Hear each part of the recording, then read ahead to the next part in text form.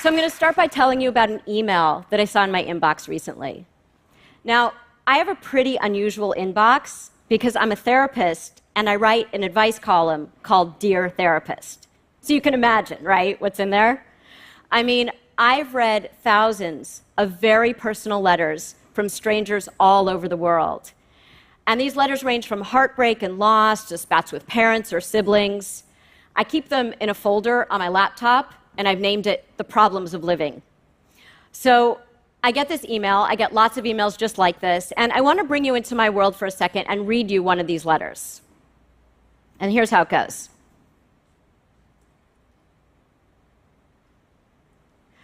Dear Therapist, I've been married for 10 years and things were good until a couple of years ago. That's when my husband stopped wanting to have sex as much, and now we barely have sex at all. I'm sure you guys were not expecting this. Well, last night I discovered that for the past few months, he's been secretly having long, late-night phone calls with a woman at his office. I Googled her, and she's gorgeous. I can't believe this is happening. My father had an affair with a coworker when I was young, and it broke our family apart. Needless to say, I'm devastated.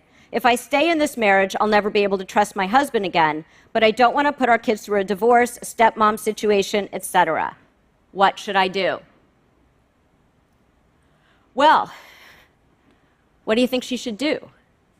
If you got this letter, you might be thinking about how painful infidelity is, or maybe about how especially painful it is here because of her experience growing up with her father. And like me, you'd probably have some empathy for this woman, and you might even have some, how should I put this nicely? Let's just call them not so positive feelings for her husband. Now, those are the kinds of things that go through my mind too when I'm reading these letters in my inbox. But I have to be really careful when I respond to these letters because I know that every letter I get is actually just a story written by a specific author, and that another version of this story also exists. It always does. And I know this because if I've learned anything as a therapist, it's that we are all unreliable narrators of our own lives. I am. You are. And so is everyone you know, which I probably shouldn't have told you because now you're not going to believe my TED Talk. Look, I don't mean that we purposely mislead. Most of what people tell me is absolutely true just from their current points of view. Depending on what they emphasize or minimize, what they leave in, what they leave out, what they see and what they want me to see, they tell their stories in a particular way. The psychologist Jerome Bruner described this beautifully. He said, to tell a story is inescapably to take a moral stance. All of us walk around with stories about our lives. Why choices were made, why things went wrong, why we treated someone a certain way, because obviously they deserved it, why someone treated us a certain way, even though obviously we didn't. Stories are the way we make sense of our lives. But what happens when the stories we tell are misleading or incomplete or just wrong? Well, instead of providing clarity, these stories keep us stuck. We assume that our circumstances shape our stories. But what I've found time and again in my work is that the exact opposite happens. The way we narrate our lives shapes what they become. That's the danger of our stories because they can really mess us up, but it's also their power because what it means is that if we can change our stories, then we can change our lives. And today, I want to show you how. Now, I told you I'm a therapist, and I really am. I'm not being an unreliable narrator. But if I'm, let's say, on an airplane and someone asks what I do, I usually say I'm an editor. And I say that partly because if I say I'm a therapist, I always get some awkward response like, oh, a therapist, are you going to psychoanalyze me? And I'm thinking, A, no, and B, why would I do that here? If I said I was a gynecologist, would you ask if I were about to give you a pelvic exam? But the main reason I say I'm an editor is because it's true. Now, it's the job of all therapists to help people edit. But what's interesting about my specific role as Dear Therapist is that when I edit, I'm not just editing for one person. I'm trying to teach a whole group of readers how to edit using one letter each week as the example. So I'm thinking about things like, what material is extraneous? Is the protagonist moving forward, or is the protagonist going in circles? Are the supporting characters important, or are they a distraction? Do the plot points reveal a theme? And what I've noticed is that most people's stories tend to circle around two key themes. The first is freedom, and the second is change. And when I edit, those are the themes that I start with. So let's take a look at freedom for a second. Our stories about freedom go like this. We believe, in general, that we have an enormous amount of freedom, except when it comes to the problem at hand, in which case suddenly we feel like we have none. Many of our stories are about feeling trapped, right? We feel imprisoned by our families, our jobs, our relationships. Let me ask you a simple question. How much of your life are you wasting just thinking about starting? You see, success doesn't require that you leap over mountains. No, it often begins with something as small as 5 minutes of courage, 5 minutes of action, 5 minutes of discipline. The great tragedy is that too many wait for motivation to arrive like a lightning bolt. But I'm here to tell you, motion creates emotion. Action first, feelings later. What if I told you that everything you want, the better career, the stronger body, the richer relationships, could begin with a decision that takes less time than boiling a pot of coffee? In the next few minutes, I'm going to share with you a simple rule. A rule so small, so easy, and yet so powerful that it can flip the entire course of your day and over time your life. It's called the 5-minute rule for productivity. If you'll learn it, if you'll live it, your dreams will stop being something you talk about and start becoming something you live. Stay with me. Because we know there's a catch. Freedom comes with responsibility. And if we take responsibility for our role in the story, we might just have to change. And that's the other common theme that I see in our stories, change. Those stories sound like this. A person says, I want to change. But what they really mean is, I want another character in the story to change. Therapists describe this dilemma as, if the queen had balls, she'd be the king. I mean, it makes no sense, right? Why wouldn't we want the protagonist, who's the hero of the story, to change? Well, it might be because change, even really positive change, involves a surprising amount of loss. Loss of the familiar.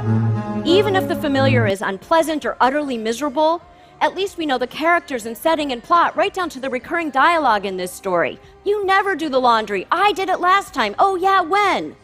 There's something oddly comforting about knowing exactly how the story's going to go every single time. To write a new chapter is to venture into the unknown. It's to stare at a blank page. And as any writer will tell you, there is nothing more terrifying than a blank page. But here's the thing. Once we edit our story, the next chapter becomes much easier to write. We talk so much in our culture about getting to know ourselves, but part of getting to know yourself is to unknow yourself, to let go of the one version of the story you've been telling yourself so that you can live your life and not the story that you've been telling yourself about your life. And that's how we walk around those bars. So I want to go back to the letter from the woman about the affair. She asked me what she should do. Now, I have this word taped up in my office, ultra-crepidarianism, the habit of giving advice or opinions outside of one's knowledge or competence. It's a great word, right? You can use it in all different contexts. I'm sure you guys will be using it after this TED Talk. I use it because it reminds me that as a therapist, I can help people to sort out what they want to do, but I can't make their life choices for them. Only you can write your story, and all you need are some tools. What I want to do is I want to edit this woman's letter together right here as a way to show how we can all revise our stories. And I want to start by asking you to think of a story that you're telling yourself right now that might not be serving you well. It might be about a circumstance you're experiencing. It might be about a person in your life. It might even be about yourself. And I want you to look at the supporting characters. Who are the people who are helping you to uphold the wrong version of this story? For instance, if the woman who wrote me that letter told her friends what happened, they would probably offer her what's called idiot compassion. Now, in idiot compassion, we go along with the story. We say, you're right, that's so unfair. When a friend tells us that he didn't get the promotion he wanted, even though we know that this has happened several times before because he doesn't really put in the effort, and he probably also steals office supplies. We say, yeah, you're right, he's a jerk, when a friend tells us that her boyfriend broke up with her, even though we know that there are certain ways she tends to behave in relationships, like the incessant texting or the going through his drawers, that tend to lead to this outcome. We see the problem. It's like, if a fight breaks out in every bar you're going to, it might be you. In order to be good editors, we need to offer wise compassion, not just to our friends, but to ourselves. This is what's called, I think the technical term might be, delivering compassionate truth bombs. And these truth bombs are compassionate because they help us to see what we've left out of the story. The truth is, we don't know if this woman's husband is having an affair, or why their sex life changed 2 years ago, or what those late-night phone calls are really about. And it might be that because of her history, she's writing a singular story of betrayal, but there's probably something else that she's not willing to let me in her letter, or maybe even herself, to see. It's like that guy who's taking a Rorschach test. You all know what Rorschach tests are? A psychologist shows you some ink blots, they look like that, and asks, what do you see? So the guy looks at his ink blot and he says, well, I definitely don't see blood. And the examiner says, all right, tell me what else you definitely don't see. In writing, this is called point of view. What is the narrator not willing to see? So I want to read you one more letter. And it goes like this. Dear therapist, I need help with my wife. Lately, everything I do irritates her, even small things like the noise I make when I chew. At breakfast, I notice that she even tries to secretly put extra milk in my granola so it won't be as crunchy. I feel like she became critical of me after my father died 2 years ago. I was very close with him, and her father left when she was young, so she couldn't relate to what I was going through. There's a friend at work whose father died a few months ago and who understands my grief. I wish I could talk to my wife like I talk to my friend, but I feel like she barely tolerates me now. How can I get my wife back? Okay, so what you probably picked up on is that this is the same story I read you earlier,